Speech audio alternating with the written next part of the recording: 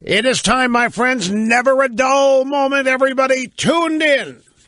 The EIB network waiting for America's real anchorman, Rush Limbaugh. Well-known Hall of Fame broadcaster. I've been doing this for a long time. Live from the Southern Command in sunny South Florida, it's Open Line Friday. I guess I shouldn't let it get to me, but I am steaming. I am steaming over the son of a little pot-bellied dictator being able to determine what movies I can see. What movies get me? This is outrageous. And the AP has a story saying that our options are limited. Our options are limited. Well, you talk about America's days as a superpower are effectively over. If this is our attitude, the Associated Press suspicions that the Norks were behind a destructive hacking attack against Sony Pictures and a threat against not Sony, but 4 different movie theater chains. Suspicions are intensifying calls for tougher U.S. steps to cut North Korea's access to hard currency and to declare it once more as a state sponsor. Well, that'll really scare them. That's what we need. I'll tell you what, let's get Marie Harf. Let's get that little, let's get the spokesbabe over the state, Marie Harf, and let's have her stand up at a press conference and declare once more that the Norks are a state sponsor of terrorism, and then we'll watch Kim Jong-un quake in fear. Right. At first glance, says the AP, U.S. options for responding to the hacking attack are limited. Bringing the shadowy hackers to justice appears a distant prospect. Of course, we're never going to get to the bottom of it. Meanwhile, if we were being consistent here, Sony executives would be in jail today. If you remember last September, on the 11th of September, it was in Cairo, the State Department in our embassy in Cairo issued an apology for something that hadn't happened. They issued a preemptive apology for a video made by Bakula Amasul Nosehair, or whatever his name was, that nobody had ever seen, but was thought to inspire anti-U.S. violence, part of Islamic jihadists, if they did see it. So we issued this apology in advance that was supposed to quell any protests. By apologizing in advance, we were admitting guilt, and hopefully the anti-American protesters in Cairo would stand down. Well, we all know what happened, and Obama and Hillary and Susan Rice for weeks blamed this video. And they said, we cannot tolerate this. We cannot tolerate these kinds of insults to decent people. And so the filmmaker was in jail, and he continued to be blamed for everything that happened. Benghazi, you name it, that poor little filmmaker in his little YouTube video nobody ever saw was blamed. Well, hey, Sony made a movie. It offended the North Koreans. That's not who we are, right? So by all rights, Sony executives ought to be in jail with Al Sharpton, the only one granted visiting rights. I mean, if we're going to be consistent, we've offended the North Koreans. We've provoked the North Koreans. Oh, no, they might do something really mean to us, and we don't have any options, which means we ain't a superpower for very much longer. And not only, ladies and gentlemen, I'm literally steaming over this, but I'm also steaming about something else. Did you see where Al Sharpton met with that airhead, the head of the Sony, the Amy Pascal? She's the co-chairman of Sony Pictures. Al Sharpton got 90 minutes with this woman yesterday.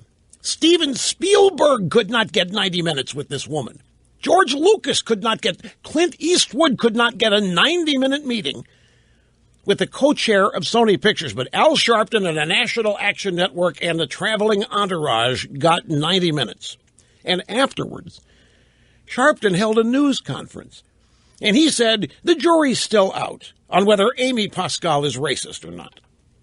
After 90 minutes, the jury is still out. Let's just hope it's not a grand jury that's still out. If it's a grand jury that's still out, Sharpton's going to take his lumps again. What the jury is still out means Sharpton hasn't got the check yet. And the check's probably going to be in the tune of, what does he owe the government? $4.5 million? $4 million. That's probably what the check is going to be. Maybe in installments so that it's going to be harder to track. But anyway, the jury being out means that the Reverend Sharpton will take some time to determine whether or not Amy Pascal is racist or not. In addition to that, if you want to talk about a country in decline, while I sadly laugh about this, Al Sharpton, who is a bona fide, certified purveyor of hoaxes and frauds, is an acknowledged tax cheat. Al Sharpton announced that Sony has agreed to form a working group to address racism in Hollywood. The working group will include Sharpton's National Action Network, the National Urban League, the National Association for the Advancement of Liberal Colored People, and the Black Women's Roundtable. That group will now have consultation rights with Sony on movies that Sony makes. That group potentially will have veto power over how Sony portrays black life and black characters in its movies. So in addition to Sony retiring Sharpton's tax debt, we now know what Sharpton got as his payoff for ministering to Ms. Pascal, because that's what you... I mean, Clinton, with Lewinsky and all that, he had to minister with the Reverend Jackson. I'm sure they shared techniques. But it was portrayed to us as a come-to-Jesus meeting. Clinton admitting to Jackson where he'd gone wrong, and Jackson absolving Clinton of any wrongdoing, and then both of them sharing how to get away with it the next time. Well, that's the same thing that happened here. Al Sharpton ministering to Amy Pascal. So Sharpton and his race-baiting buddies are now going to be deciding, apparently, what movies get made in Hollywood and who makes those movies. I can't wait for the real story of Tawana Brawley. That will be when we when we see that. That's when we'll know what really happened here. The real story of Tawana Brawley. Oh, and of course, starring Beyonce. And I don't know, who would they put in there as Stephen Pagonis, the cop that got hoaxed and defrauded? Some evil white guy that Sharpton will pick. They'll turn him into the bad guy. And, of course, who will play Sharpton will play Sharpton. Oh, ho, ho, ho. There's nobody else suitable. That's a movie, I'll bet the Sony execs, can you imagine an email exchange between Amy Pascal and Michael Linton, who is the CEO of Sony? After this meeting, Amy Pascal writes to Linton, okay, what do we do now? And Linton says, do you think Obama would like a movie, The Real Story of Tawana Brawley? Why don't you do that? Amy Pascal says, great idea. You think we can make good with Angelina Jolie by giving her a starring role in that movie? Yeah, she could be Tawana Brawley. Angelina Jolie as Tawana Brawley, and everybody could get even with everybody else over whatever else needs to be gotten even with here. But wait, folks, it gets better. It gets better. The Reverend Sharpton also said in this same 90-minute meeting that he took with Amy Pascal at Sony, he said that he took her, Pascal and Sony. Now get this. Sharpton came out and said he took them to task for caving North Koreans. And Sharpton came out, he said he gave them the business. Sharpton came out, he ripped into them, he criticized them for caving to the Norks and for withdrawing the movie, The Interview, from theaters. I kid you not. A movie company caving to Al Sharpton listens to Al Sharpton complain to them that they caved to the North Koreans. But really, now wait a minute, who can blame him? I mean, the Norks are muscling in on his turf. Only one group here gets to intimidate Hollywood, and it ain't going to be Kim Jong-un. It's going to be Al Sharpton, the National Action Network, and the Urban League, and the Congress. No, you can't. Everything I've told you is true, folks. This is not a parody. It's not satire. It's not an audition for CBS. I don't want to do a show there. You remember a quote that I made back when Les Moonves, who, by the way, may I make a prediction to you? Les Moonves, the current CBS CEO, as ambassador to Cuba. When we establish full diplomatic ties, when we build our embassy, Les Moonves, ambassador to Cuba. CNN, make a note. Bring that quote out when it happens. CNN quoting me all day today with various experts. We have the sound bites coming up.